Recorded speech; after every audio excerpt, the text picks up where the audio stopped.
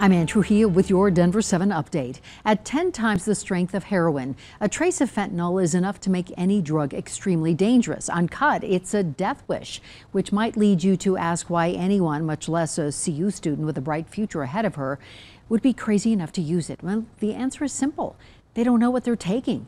Denver 7's Russell Haythorne tonight on the effort to stem the flow of fentanyl into Colorado, or at least let people know what they're in for.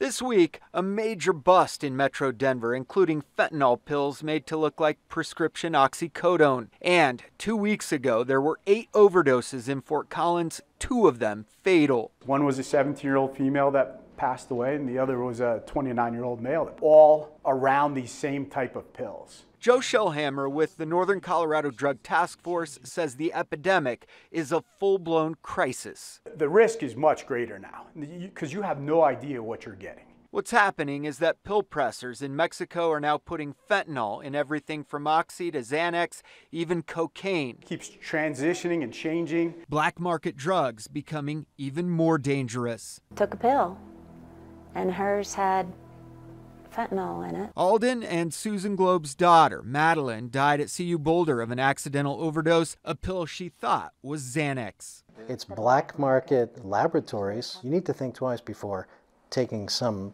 drug that someone gives you. If it's not from a doctor, you don't know what it is. You're pretty much putting your life in their hands. Because of the drug misrepresentation crisis, groups like DanceSafe sell the fentanyl test strips.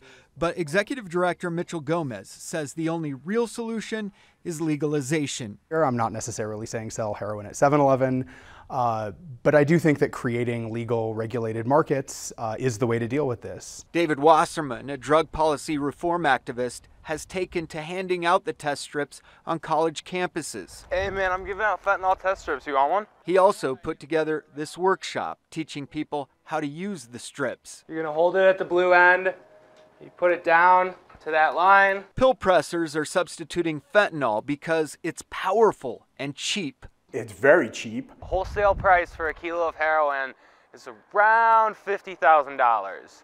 You can get a kilo of fentanyl mailed to you straight from China for under $3,000. It's also highly addictive. The addictive qualities of fentanyl is hundreds to 1,000 times more than heroin. It's being smuggled over the border in droves. It's easier to get across the border, easier to hide. And Shellhammer says it is everywhere. It's not just in Fort Collins, it's not just in Loveland or Thornton.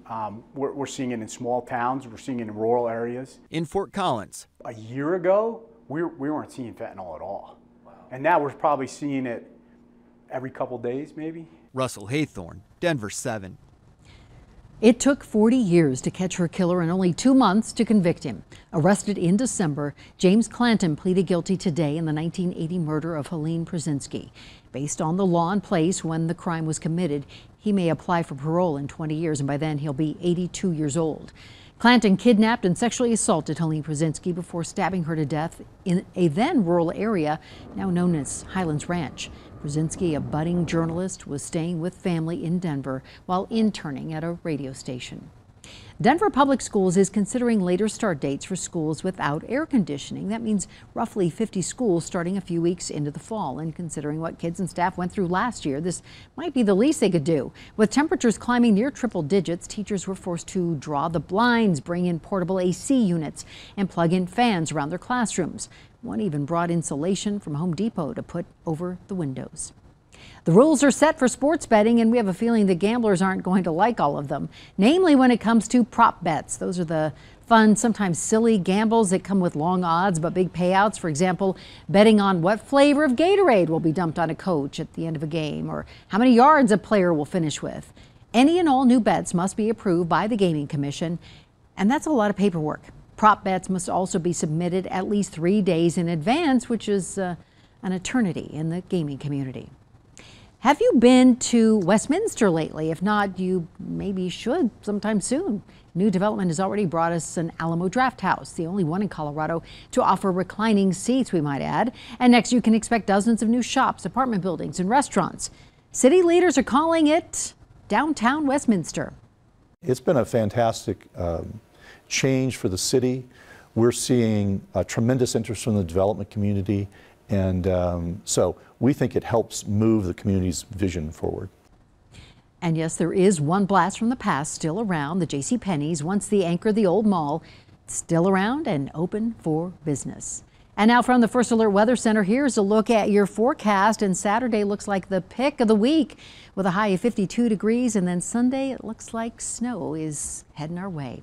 Thanks for watching this Denver 7 update. Make sure to download the Denver 7 app for your smartphone to get breaking news and alerts around the clock. I'm Ann Trujillo.